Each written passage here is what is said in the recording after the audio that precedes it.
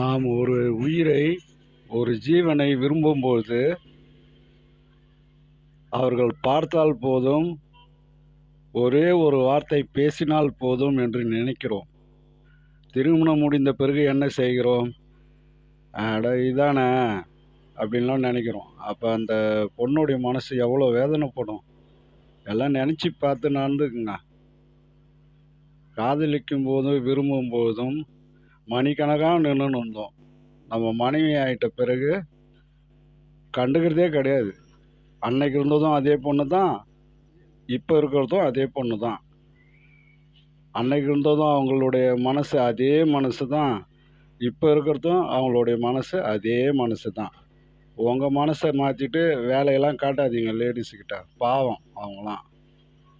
முன்னால் எப்படி இருந்தோமோ கடைசி வரைக்கும் அதே மாதிரி இருக்கணும். அப்படி இருக்க முடிஞ்சால் எந்த பொண்ணையாவது லவ் பண்ணுங்க. முடியலையா, அப்பா அம்மா சொல்கிற பொண்ணை கல்யாணம் பண்ணின்னு எப்படியாவது வாழ்ந்துட்டு போங்க. உங்கள் விருப்பம்தான். ஓகே. பெண் பாவம் பொல்லாதது.